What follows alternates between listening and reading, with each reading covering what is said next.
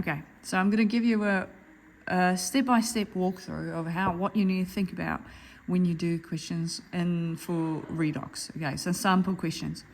So I've got an example here of a question. So this would be, I think it's kind of an achieved, maybe a merit, but not excellence type question. So it should be one of the easier ones, and then I'll give you an example for a harder one.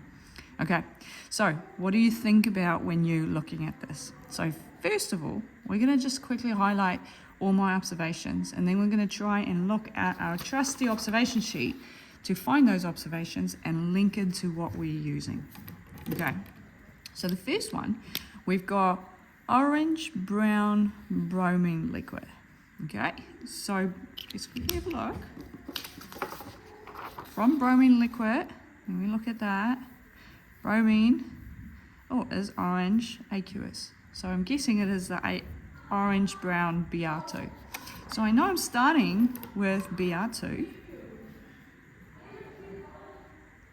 and it is aqueous. Okay, because it says there on my observation sheet, Br2 aqueous is orange. Okay, and if it was a gas, it'll be the G, but it's not. Okay, so we've got bromine water, that's Br, and hopefully, I don't know what it'll change to, let's have a look. And then it reacts with pink brown copper. Okay, so let's quickly have a look again. Observation wise, copper, pink brown, copper solid. Cool. So that's my two things that I start with. Copper, and it's a solid. Then when they do react, so something's happening between these two, electrons are moving. When they do react, the brown color disappears. So brown color used to be the Br, the bromine.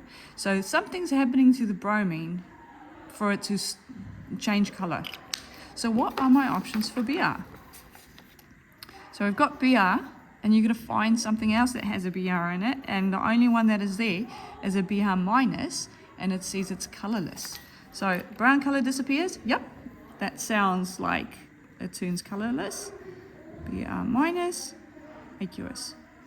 And then it is replaced by a blue color. So the blue color must be then, if I've identified the Br has changed, the blue color must come from the copper then. Let's have a look, double check.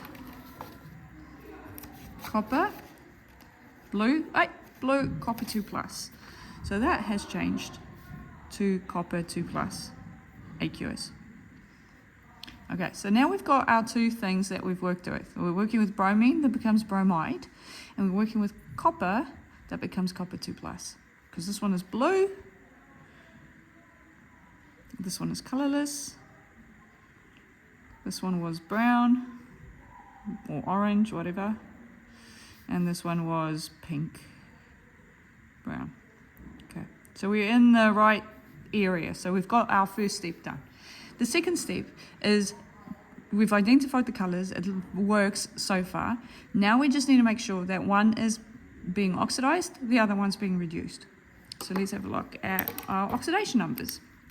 So bromine's oxidation number is 0, and bromite's oxidation number is -1. So number's gone from 0 to -1. If that's the case, it's gone down, so I'm thinking it's my reduction. If I've done it right, the other one must be oxidation. So copper is 0 because it's an element on its own, and it becomes +2. So number goes up. So far, so good. We've got our observations that fit, and we have our redox, reduction, and oxidation reaction. Good. So now the next step, so we've got our observations, we've got our kind of half equations, now we just need to balance it. So step 1, balance elements. Left-hand side, we have 2 Brs. Right-hand side, we only have 1. So in order to get these two the same, I need to put a 2 in front of my Br. I have 1 copper, already balanced. Then the next step for balancing, if there was O's, you'd balance the O's by adding water. We don't have that. If there was H's, you're adding H's to balance it. You don't have it. So now we're adding, in the last step, after we've balanced all of it, is we're balancing our left hand and right hand charges. So overall, how many charges? What's the charge of my left and what's the charge of my right? So let's have a look. On the left-hand side, we don't have a plus or a minus on this side. So on this side, we have a 0. On this side, we have 2 minuses. So on this side, we have minus 2. So in order to get these two to the same, we can only add negatives. So we can only make a number more negative. If we put electrons on this side, the number is going to go lower, like minus 3, minus 4, minus 5, and it's going to get further away from 0. So in order to get these two the same, I needed to lower this number down to minus 2. And we do that by adding 2 electrons. This one, overall, has a 0 because there's no charge. And overall, these are 2 plus 2. So again, the number needs to be the same. If I add negatives there, it's going to be more negative, so it's going to go in the minuses. If we add in numbers there, it'll go to 0. So I need 2 electrons on this side. Okay, so now we just double check. Reduction is gain, it's gained electrons. Oxidation is lost, it lost electrons. So far so good. And now we've got this one has kicked out 2 electrons. This one wanted 2 electrons. So these electrons are the same. The deal is done. So we can remove the electrons because that just got transferred between the one to the other. And now we add our left-hand side and right-hand side things together. So in the start, we have Br2 aqueous plus Cu solid. And this side, we have 2 Br minuses plus copper aqueous and copper 2 plus aqueous. Okay, so that's my overall equation. Done. So now we're going to use this and just summarize it into a paragraph. So you're going to say, in this reaction, and then you put a color. Well, I always do the oxidation one first, but you can do reduction. It doesn't really matter. I just do oxidation because it's easier. So in this reaction, the color, pink, brown, copper, solid, gets oxidized to blue, copper 2 plus aqueous. Its oxidation number, I'm just going to convert it or like summarize it with ON, shorten it. Its oxidation number changes from, so now we're going back to oxidation numbers, from 0 in Cu to plus 2 in Cu2 plus aqueous. And because this one gets oxidized, by default, if this number goes up, by default, it's pushing this number down. So this one, Cu solid, acts as reducing this one, reductant, or reducing agent, if you want to do that. Reducing agent. Okay, so now we're going for the reduction one. In this reaction,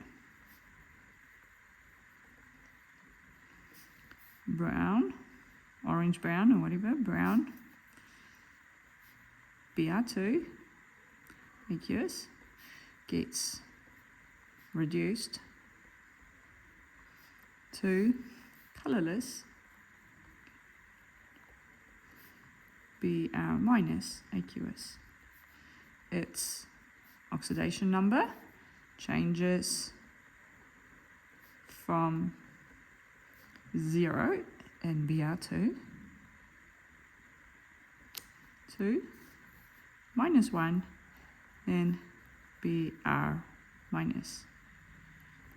So now I'm not looking at the charges, looking at the oxidation numbers. It goes from 0 to minus 1 as it gained 1 electron. You can be fancy and say because there are 2, because there are 2 Br2s, Br minuses,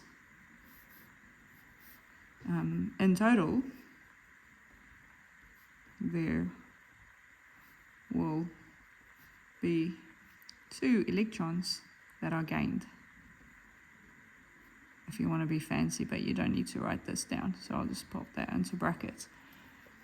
Okay. Because there are 2 of them, there must be 2 gained, because each one gains 1. Okay, and then you say Br2 aqueous acts as the oxidant, because it's oxidizing that one, or oxidizing agent. Cool. That is a pretty simple, straightforward achieved question, because what I'm looking at achieved is I'm identifying that you've identified the right things, you've added the colors to it, you've added the electrons to the right side, so which one is reduced, which one is oxidized, and even better is if you can say oxidation number changes from this to this, you don't even have to, you can just say oxidation, this one got reduced because it gained electrons. This one got oxidized because it lost electrons. So that is the bare minimum that or this is what you need for an achieved. So pretty straightforward. Hopefully that works for you.